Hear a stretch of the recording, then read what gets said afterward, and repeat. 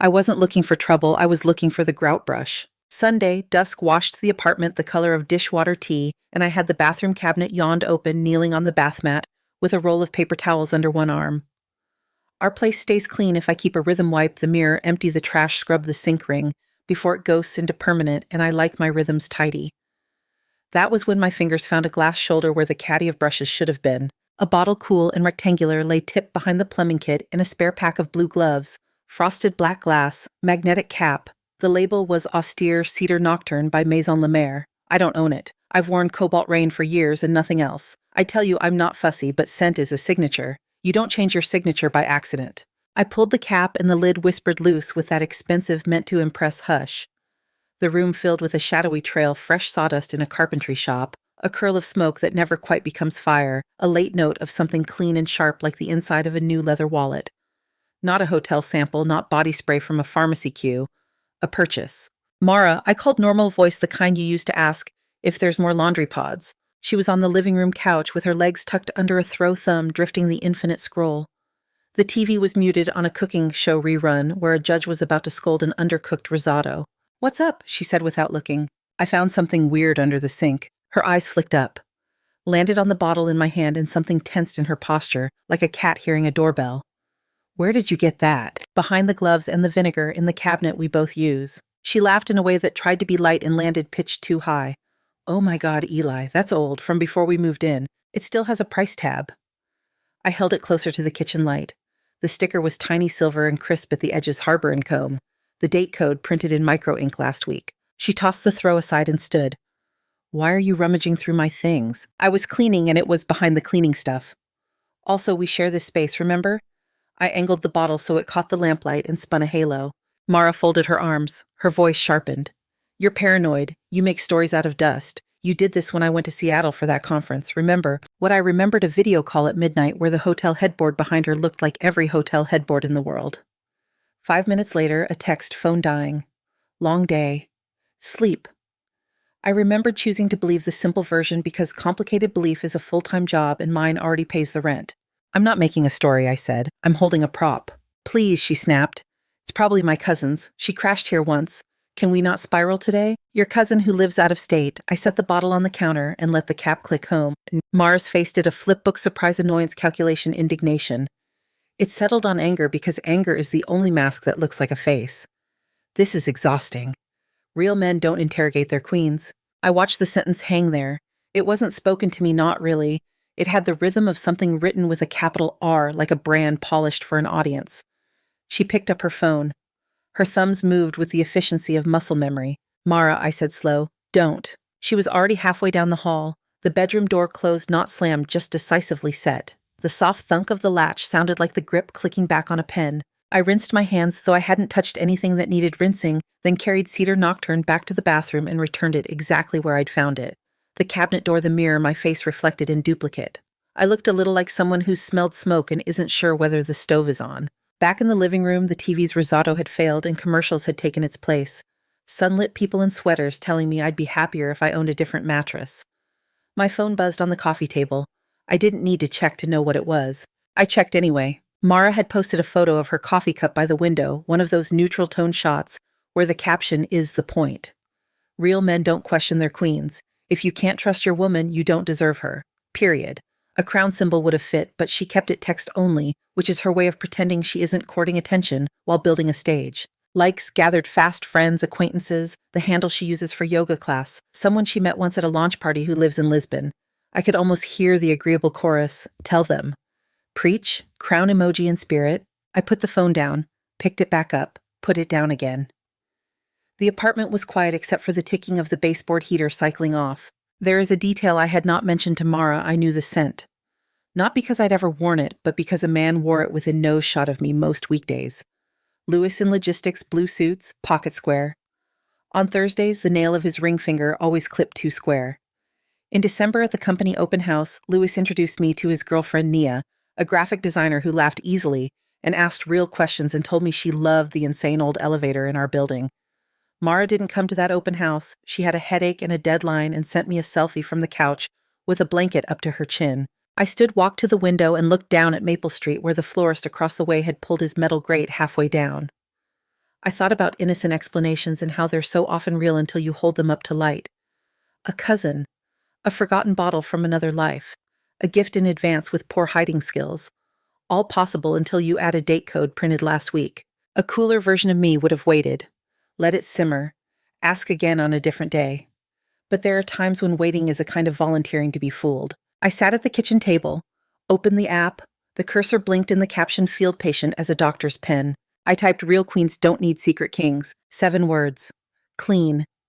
Not an accusation by name, not a slam poem, not a spreadsheet or a spreadsheet's cousin. I let them sit for a heartbeat, read them the way a stranger might, and then did a thing I don't do lightly. I tagged Nia. The phone hummed in my palm. I didn't refresh. I didn't pace. I set it next to the fruit bowl with the patient winter pears and the single lemon that makes everything around it look like it belongs. Then I rinsed 2 glasses, polished the faucet, and finished wiping the sink ring until the porcelain shone the way it always does when I keep my rhythms. When I put the bottle of cleaner back, my hand hovered for a second over the cabinet's dark rectangle. I closed it gently and let the latch catch. And that was that. A caption, a tag, a quiet apartment holding its breath. The apartment stayed quiet long enough for the caption to feel like it didn't belong to me anymore. It belonged to the feed, now the public square with carpeting. At first, it was the expected chorus hearts, affirmations for Mara, an aunt I've never met chiming in with trust is everything. Then, the current shifted. Nia's avatar Black Bob, a gold hoop catching sun, appeared beneath the cappuccino photo like an anchor dropped in shallow water. Nia, hi, I'm confused. At Louis Hartley. Anything you want to say about Secret Kings? She didn't punctuate it with fireworks. She didn't need to. The tag folded the circle in on itself. Louis replied 4 minutes later. Louis. What, babe? You know I'd tell you if there was anything to tell. This is ridiculous. I recognize the cadence even in text, the breezy tone he uses with suppliers when they send the wrong SKU. Mara. This is a misunderstanding. Eli and I had an argument and he's being petty. Please don't read into it. Zoe, Mara's friend who loves a stage and will make one out of a placemat, rushed in with stacked vowels. Jill, ignore the noise. Some men love drama. I could feel my own heart working like a quiet machine. I didn't write anything. I opened the kitchen drawer, pulled out the dull scissors, and clipped the corner off an empty cereal box so it would fit flat in recycling. Busy hands so the rest of me didn't fidget. Ya petty how? The wording is specific. Also at Louis, Hartley, you told me you were at the warehouse 2 nights last week and sent me a pic for proof. Why does the light fixture in your warehouse match an arts and crafts pendant I've only ever seen in one apartment? She attached a photo from his message, his chin a little bit of shirt collar, and above it a copper green lamp with a wing-shaped shade. Our hallway has that lamp. It sits over the small lacquered console where we drop keys. Louis. That's at HQ too. They renovated the front corridor in January. Tons of those fixtures around. Mara, yes. The company posted about it. It's a thing. The feed was busy enough that replies stacked comments tangling. Someone else slid in. Renee, who works with Mara in partnerships and keeps a bullet journal like it's a part-time job. Renee, wait, is this why you keep blocking your calendar for PT double sessions every 2 thu at 3 and sprinting out with your tote half unzipped? Thought you had a shoulder flare, babe. You okay? PT is physiotherapy in corporate shorthand. Mara had said she was rehabbing a rotator cuff strain from barre class. I'd massaged Voltaren into her shoulder twice while she scrolled with her free hand and told me about the new wellness brand they might pitch. I'd wanted to believe the ice pack was for inflammation and not disguise. Mara, Renee, let's not. This is crossing lines. DM me. Nia, no DMs and transparency. I stood with my back to the counter and let the soundless television flicker. A timer went off in my head, the kind you don't set but you feel. And I opened my photo archive. In August, I'd taken a shot of our console to text a friend about the stain remover that actually works on linen. The lamp rode the top of that frame a slight dent in the shade ring, where a mover had bumped it an oval that makes the silhouette imperfect if you know where to look. I didn't post it. I didn't need to. The person who needed to see it had already seen the real thing often enough to recognize it in the reflection of someone else's phone. Noah texted me, I'm making popcorn, bring the wine. I answered, on my way.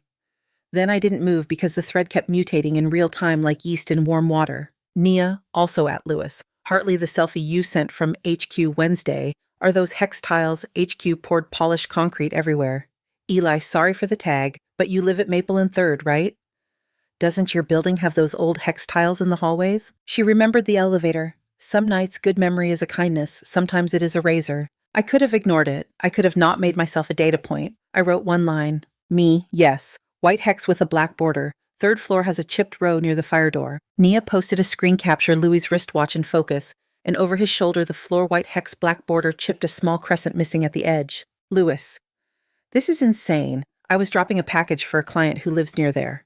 Zoe. Can everyone stop harassing my friend? This is turning into a pile-on. Eli has always been controlling. Remember how he made a face when Mara wanted to go to the regional summit in Portland? The regional summit. I remembered the suitcase open on our bed like a mouth, and the red silk scarf she'd thrown in last a flourish. I remembered, too, how she returned with a scrape on her shoulder, said a bike.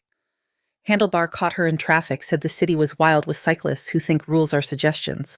I typed, deleted, typed again, then settled on a single sentence any lawyer could understand. Me, I expressed concerns. She went. The trip remains relevant only insofar as this pattern does. Renee again, small but significant. Renee pattern how? My phone lit with an incoming call. Mara. I watched her name shiver against my lock screen and let it ring until the vibration stopped. A text followed answer, then another. You're humiliating me. Then, this is abuse. A minute later, the feed grew a new branch. Gabe, who works nights at the artisanal bakery below Nia's building and takes photos of everything, proofing baskets, condensing steam, posted a short clip from his security camera, the vestibule that leads to the stairs. The timestamp stamped its little digital authority. Mara entering with a canvas bag, head down, hood up, buzzed in by Louis, whose back appeared in the edge of the frame. He swiped his fob like he'd done it 100 times. Gabe, not my business, but if it helps, this camera logs every entry because the health inspector loves fines. Mara, this is harassment. Delete this. I'll call your manager. Gabe, I own the place. The ratio shifted. Where earlier there had been pliant support, now there was the peculiar quiet that descends when a group senses there are more facts than feelings on the table. People didn't have to pick sides loudly. Facts do their own volume. Nia, thank you, Gabe. At Louis Hartley, you used your work fob at the garage Wednesday at 8:11 p.m., said you were pulling night inventory.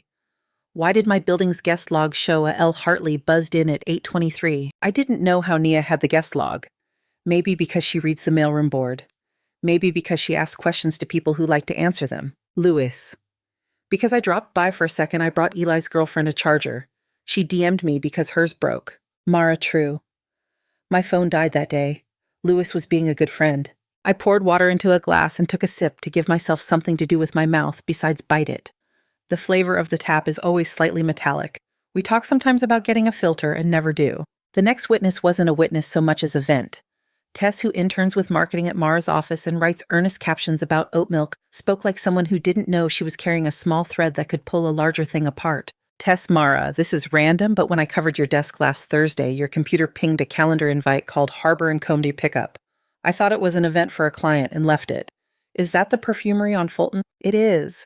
The silver sticker on Cedar Nocturne said so. Mara, Tess, delete this. You're violating policy. Renee, if that's a personal errand during work hours, it's not policy you want to invoke. The number of watchers grew enough that strangers began to explanatory comment, as if their summaries might turn them into arbiters. The S in social stands for spectator. Nia didn't explain.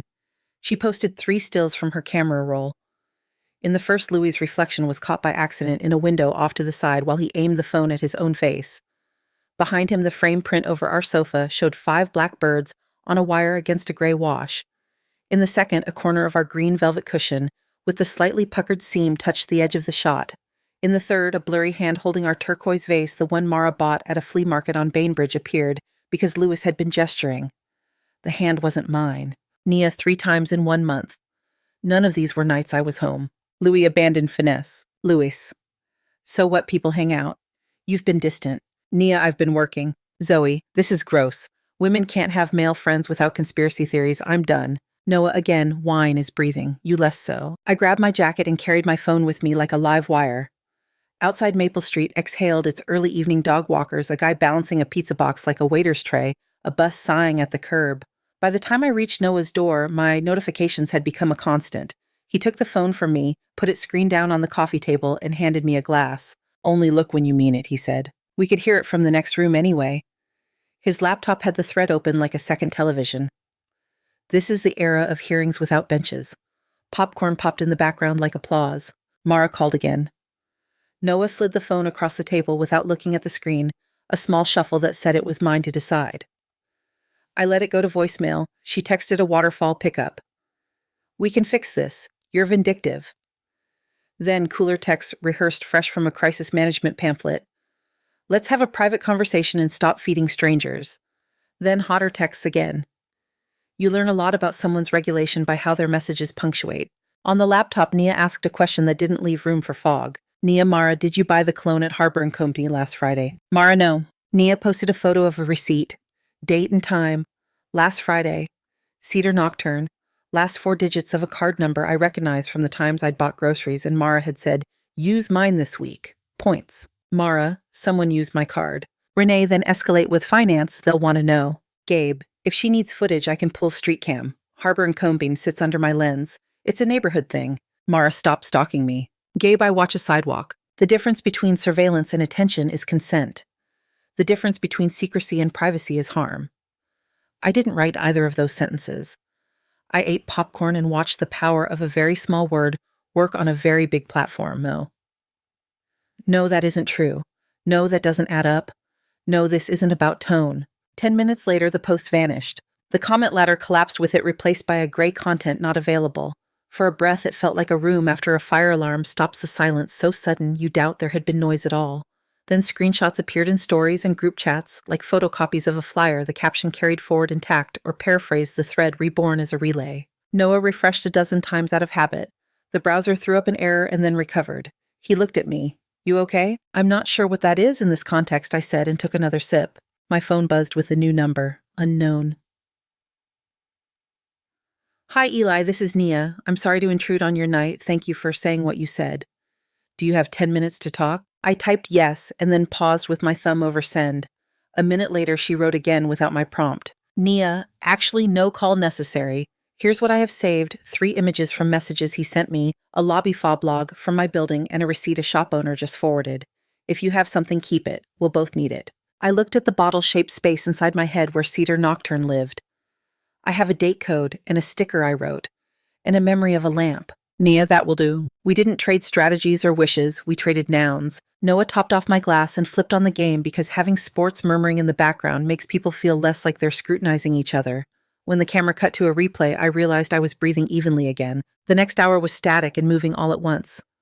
My phone pulsed with private messages from people I hadn't spoken to in months, which felt like being visited by neighbors from old addresses. Some were sympathetic in the key of gossip, well, you okay? Some offered information and didn't require return. Lena, who once worked with Louis, sent a single line, check the company Slack. Wednesday, Nashbot Ops Logistics, 8:20 p.m. He bragged about ducking out early. Miguel, who coaches box at my gym and notices everything without pretending otherwise, wrote saw Mara go into Holloway Lofts last Thursday. Told myself I was making up a story. Guess not. I didn't assemble them into meaning out loud. I let them exist. The shape they made was the shape they made, not the shape I wished it to be. At 9, I walked home. The florist's grate was down Maple Street, emptied of its small dramas. In our building, the elevator made its long adolescent clank between floors and deposited me in the white hex with the black border. The chip by the fire door looked suddenly like a confession I hadn't heard until someone else repeated it. Inside the apartment, the console lamp glowed. The lamp knows nothing about lies. It keeps a bulb. It makes a circle of light in a shadow where the keys sit. I washed my hands and put the Cedar Nocturne back in the cabinet again, even though that was not where it belonged, because returning things to their places is a kind of mercy. You give yourself when other things won't return themselves. Then I stood a long time in the doorway and listened to the compressor in the fridge hum and the heater tick, and the hall outside whisper someone's footsteps moving past. When the quiet held, I turned off the lamp. The room let go of its color. Morning came as a sheet of dull light, the kind that makes dust look like weather. The apartment looked orderly, because order is what I can control: dishes, nested towels, aligned the bathroom mirror free of comet tails from toothpaste. I brewed coffee that tasted like the inside of a walnut and stood at the window until the steam thinned. At 10, the buzzer went. I didn't buzz in. A minute later, fists on the door, not angry exactly, but practiced. When I opened, Mara stood with her mother and sister in a triangle that belonged to living rooms after graduations and in front of churches before photos. Eli, her mother, said, smoothing the strap of her handbag like it might wrinkle if ignored. I'm Dolores. We should talk. We live together, Mara added, as if I hadn't noticed, as if occupancy erased what had been occupying us. I let them in because refusing would turn hallway into stage. Dolores took the chair by the window like a judge who understands natural light flatters everyone. Mara stood near the console lamp, our lamp still unbothered by human arrangements, and Talia, the sister, leaned against the kitchen doorway with the casualness of someone who believes casualness wins points. Dolores folded her hands. I understand there's been a misunderstanding online, she began warm like a first-grade teacher weathering recess drama. Public matters can be private with effort. Mara was crying in the way that registers on the face without reaching the eyes. You humiliated me, she said to the room, and then narrowed to me. You're punishing me for needing space. I posted 7 words, I said. You posted a thesis. Dolores gave me a look designed to cause reconsideration. Words matter, she said, which I didn't argue, but intention matters more. You've hurt Mara's reputation at work. I didn't tag her employer, I said. Don't be legalistic, Dolores said, and for a moment I admired the accuracy. You live together. You have history. Real relationships require trust. Trust requires reasons. Talia exhaled through her nose. Eli, you've always had this monitoring vibe, she said, rolling her wrist. Checking, inspecting, measuring. It's exhausting to be around. When things are in place, people don't trip, I said. Wow, she said, poetry. Mara lifted her chin. Lewis is a friend, she said. That's all. He stopped by twice because my charger broke and because I was upset one night and needed to talk. It's not a crime to have a friend. You hid a bottle behind the drain cleaner, I said. That's not how people store platonic. Dolores tapped the arm of the chair. I'm trying to help you both, she said, which was interesting for its symmetry. Eli, sweetheart, you have to stop feeding this spectacle. You're making it worse. Gabe's camera made it worse, I said. My caption was a mirror. You're upset about reflections. Mara's mouth flattened. You're being cruel. A vibration traveled through my pocket. I looked. A message from an unknown number with a preview line that showed 3 words. He called again. I held the screen, then placed it face down on the table because I understood what we were collecting here and what the next 30 seconds would require of my ears. Let's try this, I said. I'll play one recording. Then we can discuss the charger and the friendship and the drain cleaner. You're not recording me, Talia said, pointing. I'm playing you something someone else recorded, I said, and pressed the file to speaker. Static like a seashell clearing its throat. Then Louie's voice softened by the muffling of someone speaking into a pillow or an apology, Nia. I'm sorry. I know I said I was at the gym. Okay, I wasn't. I was with her.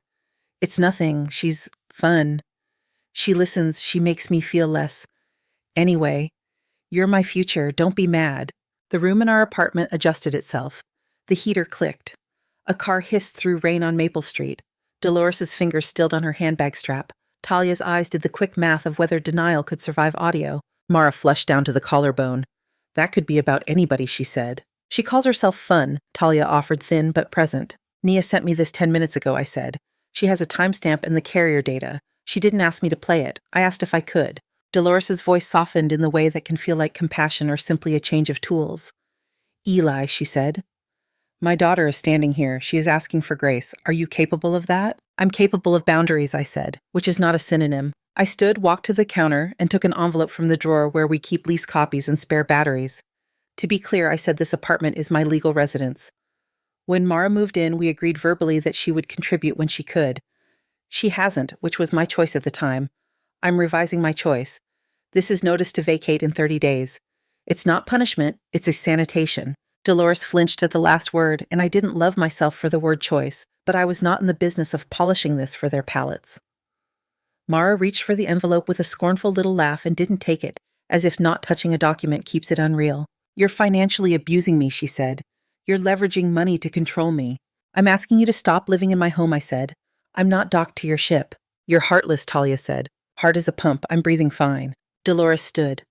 We'll go, she said, and straightened her coat with the precise motion of someone deciding she won't coordinate a bake sale with you after all. At the door she paused. You'll regret this, she said, not as a threat so much as a general prediction for the human condition. Maybe, I said, but I prefer regret to resentment. They swept out as a single unit, the hallway swallowing their fragrance like a curtain closing. I set the envelope on the credenza and watched the lamp's light make it look almost ceremonial. The phone woke up again, incomings that were not politely paced. 12 messages in a row, the rhythm all over the map. How dare you? Let's be adults. Delete what you posted. I can't believe you. You ruined my life. You're not well.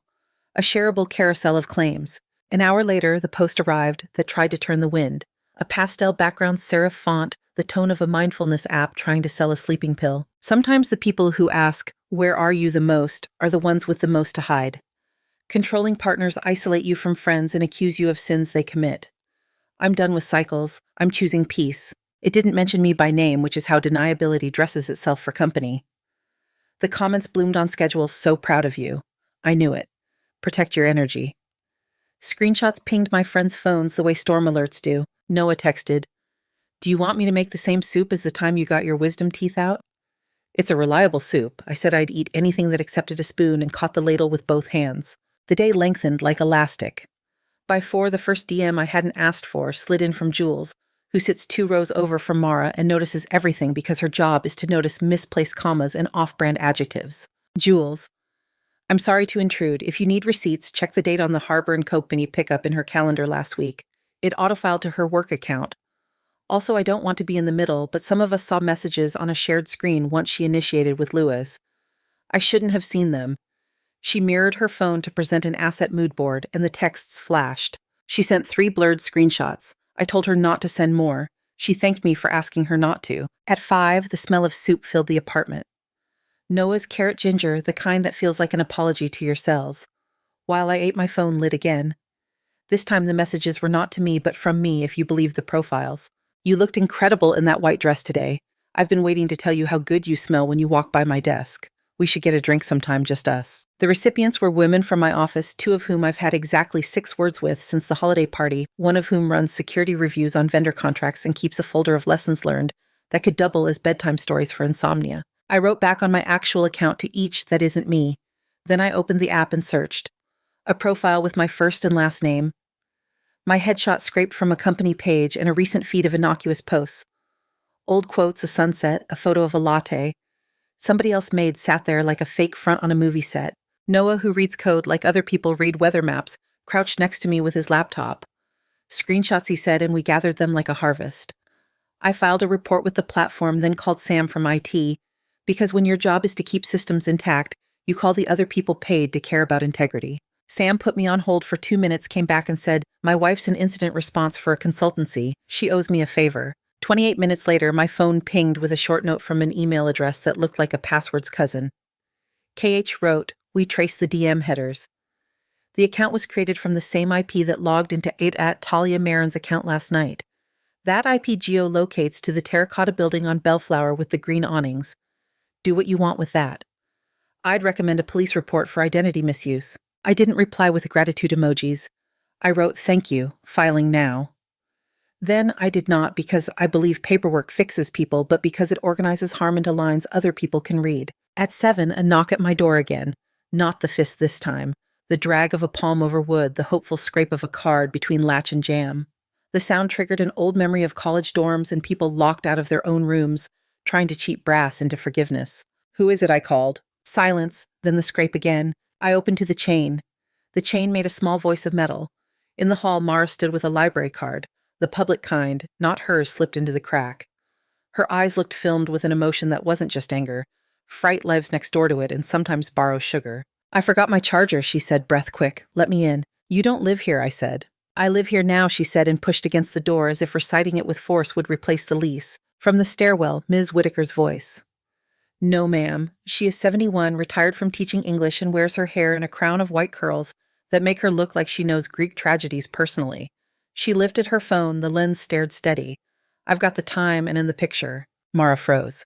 "This is harassment," she said, defaulting. "This is Tuesday," Ms. Whitaker said, "and it's my hallway. Smile." The building's manager happens to live in 2B, and his door opened in the time it takes for someone to put on shoes without tying them. He didn't address anyone by name, he addressed the latch. "Close your door, Eli," he said. "Ma'am, step back. If you believe you have a right to entry, bring documentation. Otherwise, we're done." He called the non-emergency line as a formality, because formality is an umbrella you open even when it isn't raining yet. An officer came, asked to see ID. Mara's address didn't match this building. She said she'd update it soon. The officer said to do that and to leave the store alone. A warning has all the music of a lullaby if you don't listen to words. After Ms. Whitaker tucked her phone into her cardigan pocket and looked at me like she would look at a student who had just used a semicolon correctly. "You all right?" she said. "Kitchen knives are in the drawer with the blue tape," I said, which is how Ms. Whitaker and I have said yes to each other for the last year, an old joke about how we label everything. When the hallway emptied, I closed the door and leaned my head against it.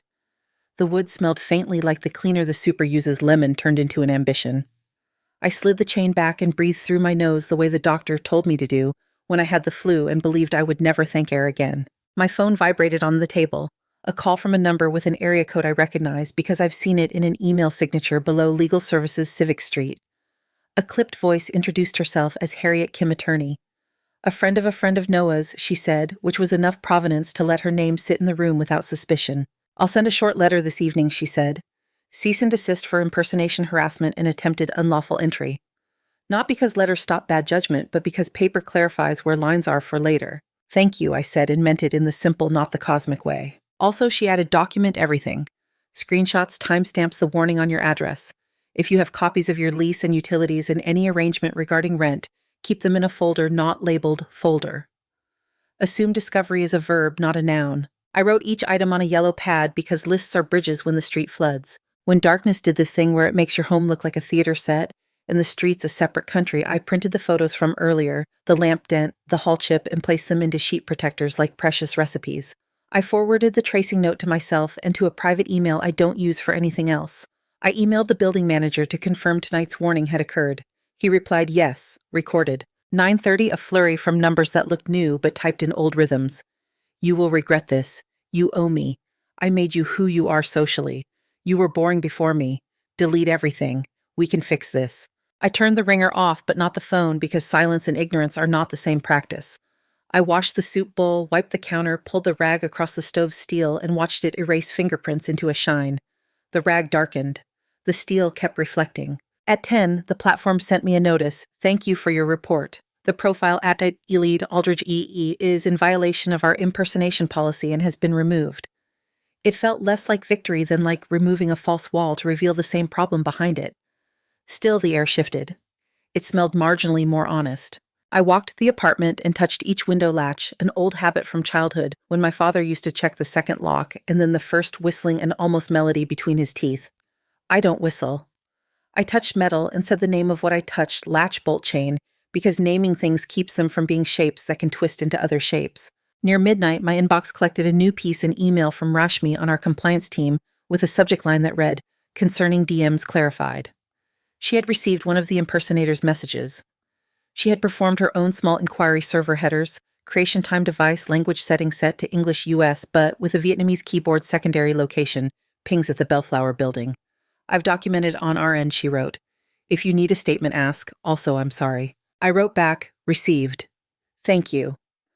I attached the platform's removal notice and the police report case number formatted in blue digits that looked for once like they belonged to me. When the apartment settled into its nocturne, the fridge a metronome, the street a quiet, the lamp a pool. I lay on my back and counted the seconds it took for the heater to cycle. On the 6th cycle, the buzzer sounded again, a single press, then nothing. I didn't get up. The sound traveled through the building and out into a night that swallows even its own echo. I slept not deeply, but in the way you sleep when your body believes you have done the things you can do, and now it is its turn to carry the extra. In the morning, the mirror didn't lie. Neither did the lamp. Neither did the envelope on the credenza waiting for a stamp. By the end of the week, the apartment learned a new quiet. Not the strained kind, more like a room after a long rehearsal when the instruments are in their cases and the chairs face the same way again. I kept the envelope on the credenza. It sat there like a page number. Nia texted a link, a small group chat she'd made with 3 women who had messaged her after the thread: Beth, who works nights at a legal aid clinic, Simone, HR at a clinic chain, Yuki, a social media manager whose calendar looks like a chessboard. They weren't friends before noon. By evening, they spoke like people who'd learned the same road by different names. Beth started a Google sheet that looked like a project plan. Nobody called it that. Dates, screenshots, captions, delivery logs. Key fob entries, receipt, images. Post deletes, edits, and re-uploads, each line tucked into a cell with a polite label. Simone wrote policy citations in the margin like she was filling in a crossword. Yuki tracked down an account that didn't appear under anyone's real name, at Regency Work Private 52 followers, the bio, a string of crown emojis, and a line about winning together. She scraped thumbnails and cached copies, couples photographed at arm's length, 2 fingers up like a joke, captions that read like captions to something else. Inside joke language about checks on the board, crowns polished and another wall down. Nothing explicit. The pattern didn't require explicit. 2 faces repeated Lewis's unmistakable even when cropped. Mara's in reflections and unguarded corners, a shoulder here, a shoe there, often hidden in a story that vanished 24 hours later unless someone saved it. Yuki had saved it. Beth printed what she could without turning her apartment into a paper factory and emailed the rest to herself twice. In a thread of 6 messages, she laid out the torts she thought applied and divided the work she'd draft. Simone would coordinate statements from employers who were now, thanks to links politely dropped in ethics portals, reviewing codes of conduct. Yuki would centralize files and document the provenance of each. My role was smaller. Provide the lamp dent photo and the hall tile chip. Confirm the date code on the Harbor and Combers sticker. Forward the platform notice removing the impersonation account. I didn't narrate. I attached. Lewis went on leave before the weekend ended. The company called it administrative, the way companies do when they're arranging their verbs. Simone's notes said the leave didn't last. HR doesn't write poetry. They write conclusions. He returned his laptop at 10 on a Monday and his key fob at 10:05. The car he drove for client visits belonged to the company. They wanted it that afternoon. He left with a box that looked heavier than cardboard. Mara's employer moved slower. There were interviews, calendar checks, a request for her to describe the nature of her relationship with a vendor she crossed paths with at professional events. Someone forwarded Yuki's cash to a shared inbox with a subject line free of adjectives. One morning while I was wiping the stove, my phone buzzed with a text from Jules E. Met. Outcome separation values misalignment. The company posted a square with sun-washed typography about integrity and transparency in all partnerships. They didn't name her. They never do. Names are for HR files. 2 weeks after the chain on my door sang its metal note, a man in a jacket that wanted to be a blazer but had pockets like a windbreaker knocked and asked for Mara by full legal name. He had the light, brisk tone of someone who carries envelopes for a living. I told him she wasn't here. He handed me an affidavit anyway, service by substitute, then backtracked and said he couldn't. The building manager met him at the stairwell and shook his head. Later that afternoon, Beth texted a scanned copy of a filing with docket numbers that made the page look official. The header read, "Complaint." The words below it were colder than anger. 4 plaintiffs to start. More by motion. Allegations in numbered paragraphs. Exhibits in letters of the alphabet that kept going past F. Mara tried a new approach the same day, not the hallway, not the door, but a glossy deck for something she called Crown Method Coaching. Slides with serif fonts and a color palette of muted jewel tones. Words like attachment patterns and authentic boundaries arranged on backgrounds that looked like wallpapers for phones. A payment link sat under a founder's special banner. The deck made its rounds in corners of the internet that collect decks. Yuki sent a short note to the platform that hosted the checkout page. Simone forwarded 3 screenshots and a paragraph to a consumer protection address the city maintains for scams with good taste. Beth drafted a letter with legal phrases that mean no in 4 ways. The link went dark that night. Another popped up the next morning with a new name in the same font. That one lasted 2 days. Louis sent me a friend request with a message that read like reconciliation from a template. Let's clear the air, we're both adults. I declined. He tried again from an account that had no photos and a username that looked like a serial number. I reported it and told the group. Beth thanked me with a thumbs up emoji in the chat. She's the only one who uses them like actual thumbs. The court clerk stamped a date. That's what clerks do. Depositions would come later, Beth said, if the case didn't settle. She and Nia didn't ask me for speeches. They asked for names on documents and for the time the buzzer sounded on the night the officer asked to see ID. I gave them what I had, not what I felt. The folder I'd started on my desktop filled with PDFs and PNGs until it was a small city of rectangles. I renamed it Maple and put it on an external drive because keeping shows up in the body like sleep. Mara's sister Talia sent one long message that began with a defense and ended with a surrender. She had believed one version and was now acquainted with another. It read like a night-studied apology grammar intact, spelling clean comprehension, halting but present. I told her I accepted the note and to keep it for herself. She said she would. She switched her profile to private and changed her bio to a single period, which might be the most accurate sentence on the internet. Nia, who had started as a stranger with a good memory for hallway tiles, got busier. She set up a small monthly meetup in the community room at a branch library with harsh lighting and cheap folding chairs. The nickname the women gave themselves made me smile and wince in equal measure. Crown removal service. They brought cookies and staplers. They shared contact lists and watched each other's shoulders unclench by degrees. I went once with a folder and left it on the table and said 6 sentences total, 5 of which were dates, and the 6th a description of a lamp. At home, the routines returned to being routines. I took out the bag of cords that don't fit anything and wrapped each with masking tape and a label micro USB old camera monitor. I carried Cedar Nocturne to the donation bin at the thrift shop on Willow and signed the form that promised I wasn't giving them anything dangerous. The volunteer at the counter told me someone would love it. I said I hoped they loved it openly. She said she didn't know what that meant, and I said I was talking to myself. A screenshot of Mara's coffee caption drifted into meme shape out in the wider world. Someone added a rim shot of public domain music and a laugh track. Someone else cut it with a clip of a crown slipping on a cartoon head. I didn't share it. Most days I didn't look. Friends texted it like you text a photo of a cloud that looks like a horse. Clouds look like a lot of things if you tilt your head. The envelope on the credenza left with a courier and returned stamped. 30 days arrived in the way days always arrive, then passed. The closets breathed differently. The apartment kept the same square footage, but felt like someone had moved the wall of a thought. Noah knocked with 2 limes and a story about a subway saxophonist who had turned a missed note into a flourish so confident it felt intentional.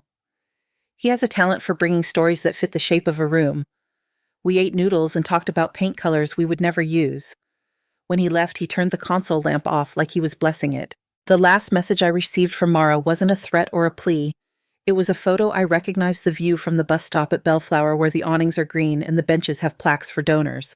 The caption read, "Starting over." I didn't reply. She had a right to sit on a bench. She had a right to look down Bellflower and imagine a street that turned into a road. Louis's name showed up once more in my inbox this time, as a CC on a bland email from his company's counsel, requesting preservation of records for a matter not directly involving me. I forwarded it to Beth. She said filed. On a Sunday, the building's super replaced the chipped hex tile by the fire door. The new piece is brighter than its neighbors, a small moon in a field of worn stars. I stood there with the grocery bag sweating against my calf and stared at it for a count of 8. The tile is only a tile. It doesn't confess or absolve. It lies flat and does its job and carries footsteps you can't trace to names unless you're looking at a log. At home, the lamp was on. Afternoon made a stripe on the wall. I set oranges in a bowl and aligned their stems out of habit.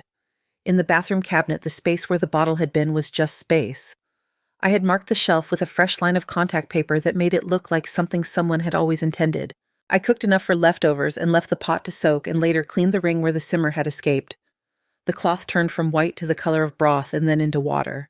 I folded it over the faucet to dry a banner of nothing in particular. Before I slept, I opened the app and scrolled with a thumb made of muscle and patience. Friends' dogs, a cousin's newborn in a hat shaped like a strawberry, an old classmate's patio makeover bright with string lights. I found my caption from weeks back because someone had posted it in a story with a block of text about having receipts. I didn't repost or comment.